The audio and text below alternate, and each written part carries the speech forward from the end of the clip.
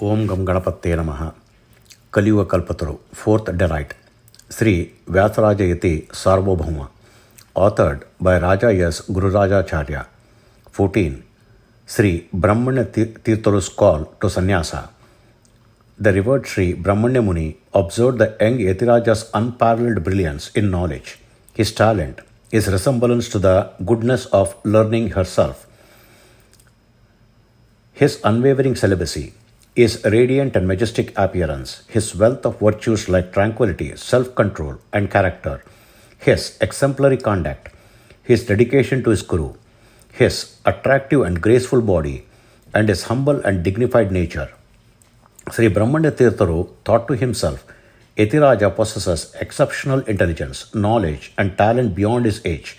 Blessed by Vyasa, the time is ripe to prepare him for the grand future he is destined for.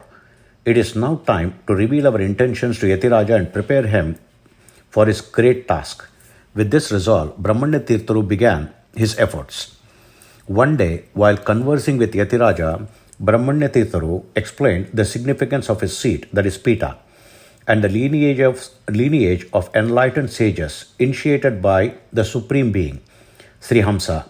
He spoke of the unique qualities of these sages, the role of knowledge and devotion as a sole means to attain the bliss of liberation, and the greatness of the Paramahamsa order, which is most conducive to the pursuit of this knowledge.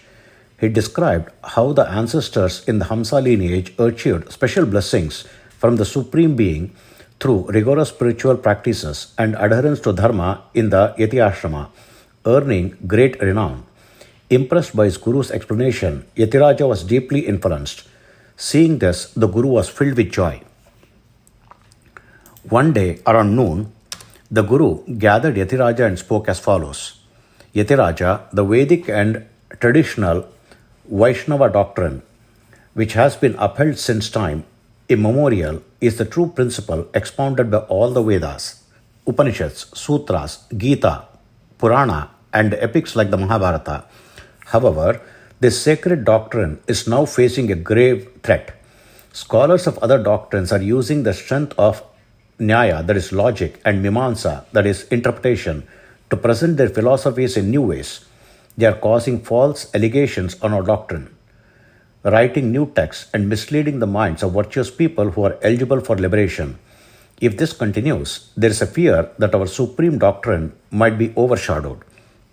Therefore, young one, there is a need for a great soul, blessed by the divine, who can counter this attack by the formidable scholars and other doctrines, engage in debates with them, win, and remove the calamities caused by their misleading texts and lectures. This will allow our doctrine to shine unobstructed once again. You are that great soul, blessed by the divine, whom we have been waiting. It has been our desire for a long time to convey this to you and to prepare you for this great task. Today, we are expressing our wish to you. Please fulfill our desire and bring us joy. Hearing these words from his Guru, Yatiraja felt a mixture of happiness, excitement, and astonishment. His body was thrilled with goosebumps. With humility, he folded his hands and replied, Gurudeva, what are you saying? You have nurtured me, guided me, and blessed me with knowledge.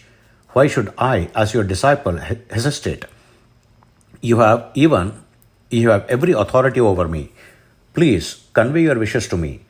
What greater fortune could there be than to act according to your commands and bring happiness to your heart? Upon hearing Yatiraja's humble words, Sri Brahmanya Tirtha was overjoyed. He then elaborated on all the events that had transpired so far, starting from his penance and the blessings received from the Lord. Sri Brahmanya Tirtha said, Yatiraja, we believe that you alone are capable of protecting and nurturing our doctrine in every way. To accomplish this supremely sacred task, you are the most qualified and distinguished candidate. Therefore, you must first take sannyasa from us, become our disciple. Following that, you must thoroughly study the 6 philosophies, especially the Vaishnava Vedanta, and become a scholar. Only then will you be capable of successfully carrying out this significant mission. Eventually, you will succeed me as the head of the Sri Madhvacharya's great lineage. Yatiraja was listening intently to his guru's words with great interest. However, the moment his guru mentioned that he must take sannyasa and become his disciple, all his enthusiasm vanished. He was deeply shocked and filled with a sense of fear and unease. Without responding to his guru, he sat down with serious expression, head bowed in contemplation. Noticing Yatiraja's change in demeanor, Sri Brahmanya Tirtha said, "Think carefully and then let me know your decision," and left the place. After his guru left, Yatiraja's mind was overwhelmed with conflicting thoughts. The idea of becoming a sannyasi took hold of him. Until then, all his courage and enthusiasm had vanished. A sense of fear gripped his heart, causing it to tremble.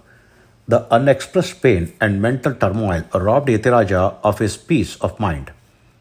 If he stayed, he would have to fulfill his guru's words. Therefore, he decided to leave the monastery as soon as possible. Having made this decision, Yatiraja's heart longed for solitude. Helpless due to the mental turmoil, despite possessing discernment, he, in a fit of youthful impulsiveness and in search of peace, left the monastery without informing anyone. Engulfed in his thoughts, Yatiraja was unaware of where he was headed. Without noticing anything around him, he walked briskly with his head down. Lost in contemplation, he had travelled quite far from the monastery. Exhausted from mental distress and the journey, he finally stopped and looked around, wondering where he had come. The sight that met his eyes was extraordinarily beautiful. It was a secluded grove, graced by the presence of serene surroundings. The atmosphere was calm, and the sun still had a long way to set. The golden rays of the sun illuminated the forest beautifully. Yatiraja spotted a large, water-filled lake. The peaceful environment brought some tranquility to his mind.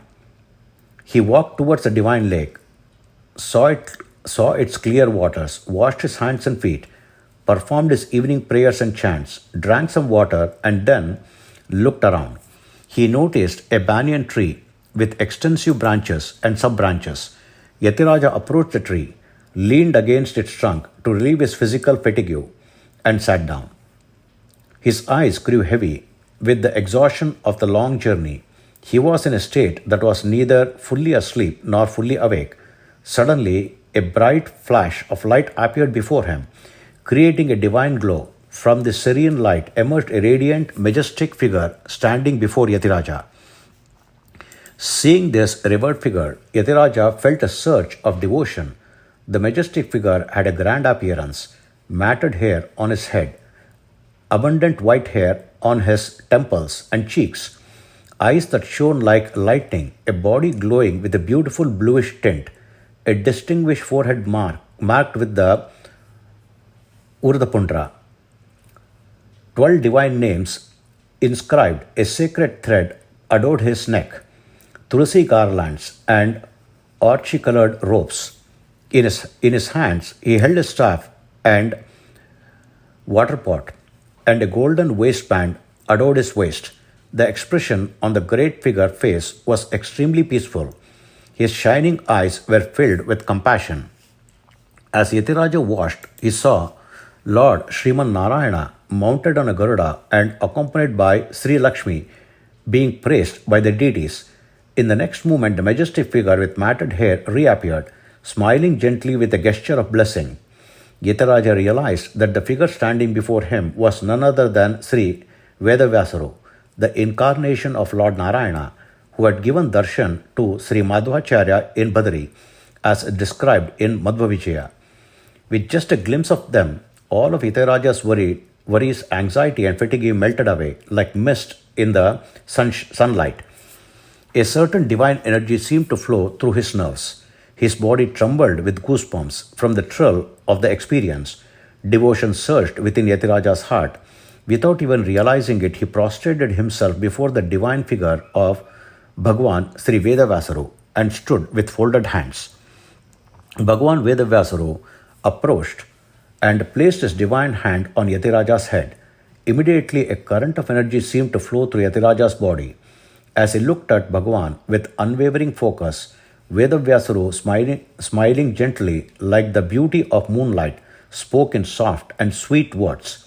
My child, what is this worry of yours? Why should a brave soul like you be troubled? Young one, we have sent you to this earth to fulfill our mission of spreading knowledge. The heretics are distorting the ancient Vedic Vaishnava doctrine that we thought and are spreading false beliefs. Once, when a similar situation arose, we sent the most beloved and protector of the world, Vayudeva, to uphold our doctrines and guide those worthy of liberation, following our command. Bharati Ramana's principal life force, incarnated through Madhava, composed commentaries on the Brahma Sutras in a manner most pleasing to us, established the Vaishnavite doctrine, and greatly benefited the virtuous people. My child, the beloved Ananda Tirtha, that is Madhvacharya, established the supreme doctrine. By now, advisories are attacking it again, distorting the Vedic true doctrine and rejecting the Vedic teachings. To uplift this true doctrine from the salvation of the virtuous in Kali Yuga, we have blessed you, our devoted follower, as a boon to Brahmanya Tirtha's penance. Yatiraja, the time has come for the purpose of your incarnation to be fulfilled. All of this has happened according to a divine will and intent. Child, you must become a sannyasi, confront the heretics, and protect our supreme doctrine from all obstacles. You must achieve victory in debates, compose scriptures, deliver lectures, spread the true teachings and dharma, uplift the virtuous, and ensure the welfare of the world. Be vigilant and realize who you are, young one. Now, as per Brahmanya Tirtha's wish, accept the Paramahamsa order and successfully accomplish your mission. We will always be present with you, guiding you in this great task and bestow upon you eternal fame. Through you, the propagation of Bhagavata Dharma will continue unbroken, and once again, theism will be established firmly in the Bharatavarsha. Listen, child, for the success of this mission, we have inspired Brahmanya Tirtha to give you our name. With our name, work for the welfare of the world and uplift the virtuous. Follow Brahmanya Tirtha's instructions and may you be victorious. Thus advising, Bhagwan Sri Vedavyasa disappeared. Immersed in the joy of beholding the divine form of Sri Vedavyasa, Yatiraja felt as though he had descended from another world where the Lord disappeared.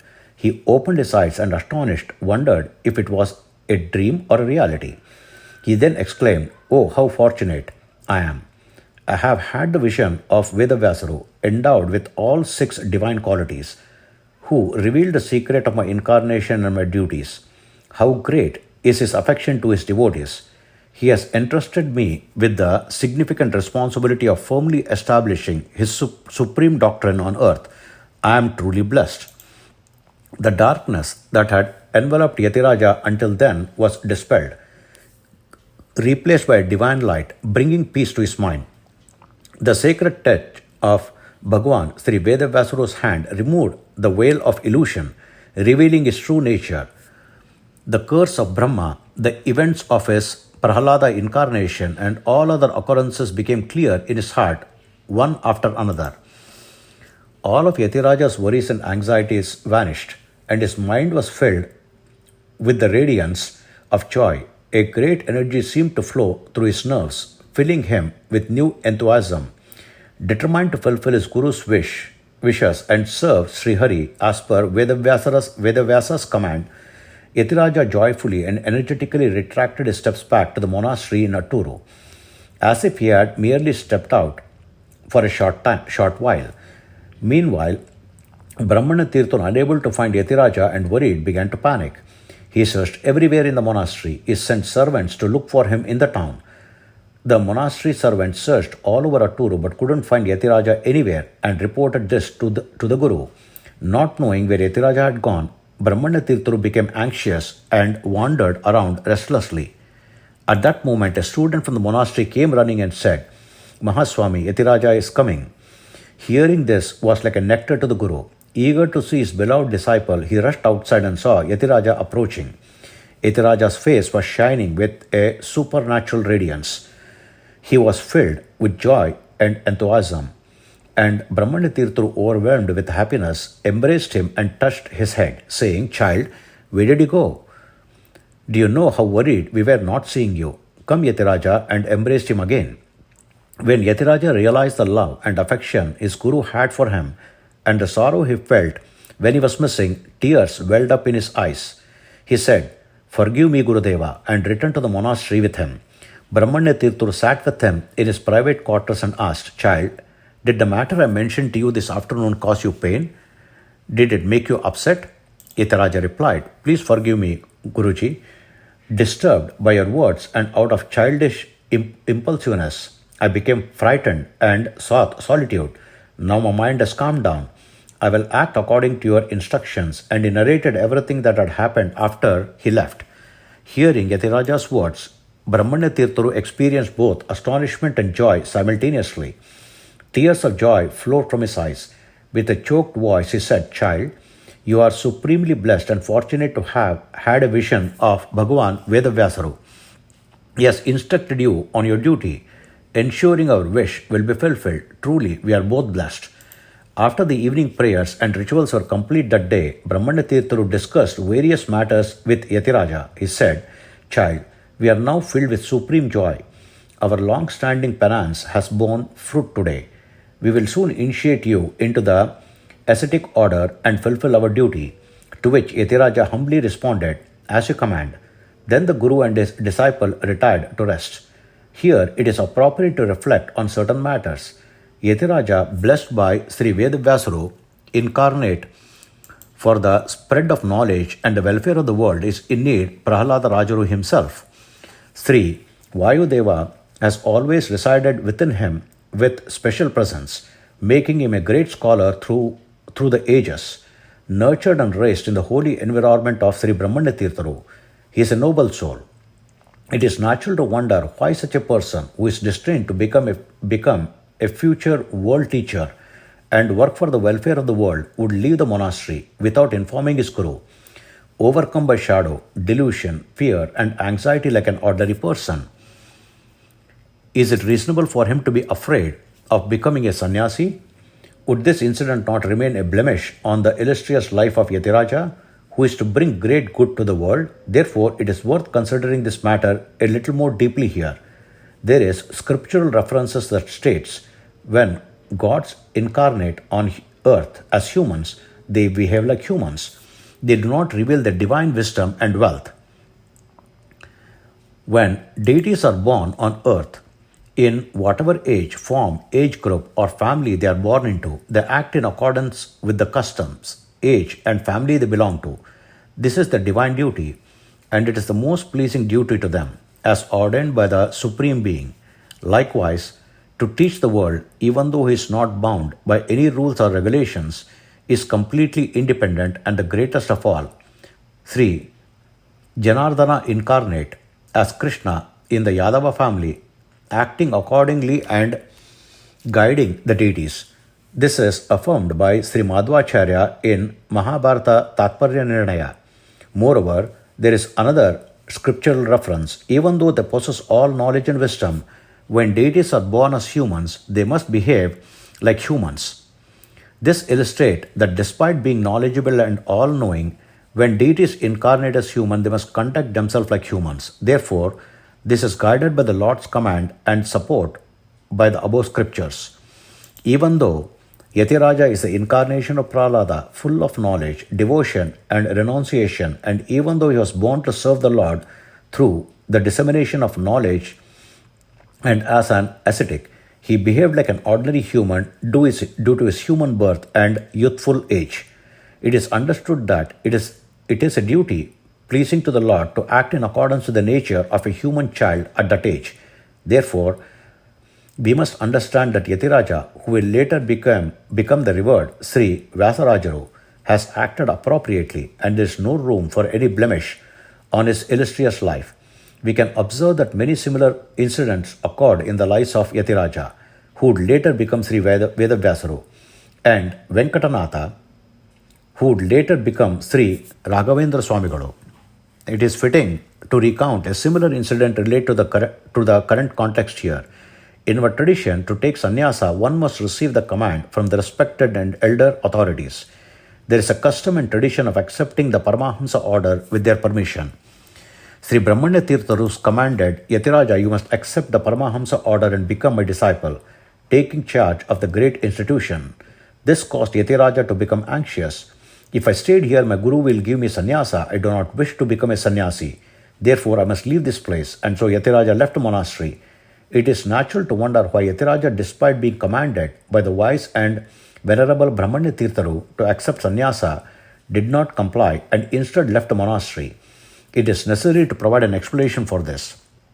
Although Sri Brahmanya Tirtha was wise and respected guru, descended from the sun, it may appear improper for Yatiraja to leave the monastery against his command. However, there was a valid reason for Yatiraja's departure. Even though Brahmanya Tirtha was a revered figure, Yatiraja, who was an incarnation of Prahalada and always had the presence of Vayudeva within him, required the command from someone greater than Vayudeva to accept sannyasa. Yatiraja knew this, and although it appeared on the surface that he had left the monastery out of fear of sannyasa like an ordinary human, he actually left to seek the divine command for taking sannyasa. This is further supported by the subsequent events.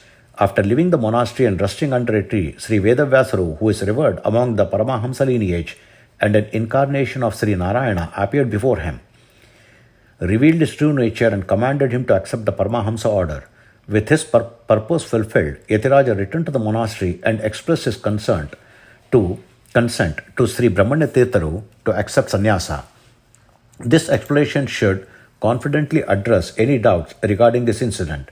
A similar incident is found in the life of Sri Raghavendra Swamigalu, when Sri Sudhindra Tirtha, a leading scholar, received a divine command in the dream from Sri Moolarama, Sri Vyasa Deva and Sri Madhvacharya to initiate Venkatanatha into the monastic order and rename him Sri Raghavendra Tirtha. He instructed Venkatanatha to accept sannyasa and become his disciple. However, Venkatanatha, like an ordinary human, replied, My wife is still young. My son has not yet undergone the Upanayan ceremony, and I am still young. I have no desire for sannyasa. If you force me, I will leave the monastery and go away. Venkatanatha then returned home, and a transformation of thought occurred within him. As he pondered over Guru's words, Vidyalakshmi herself appeared before him in the early hours of the morning.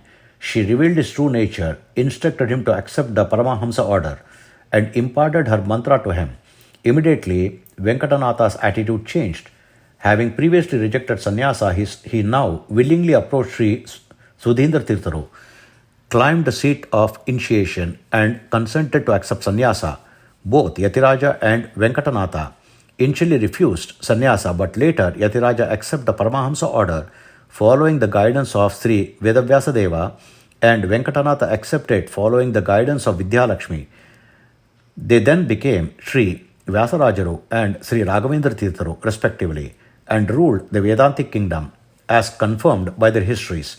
Thus, similar events in the incarnation of Sri Vedavyasara, Sri Vyasaraja Tirtha and Sri Raghavendra Swamigalu indicate that both were continuous incarnation of Sri Prahaladarajaru, with the constant presence of Sri Vayodeva. Reflecting on this brings supreme joy to the virtuous, which is not surprising. Om Sri Krishnarpanamastu.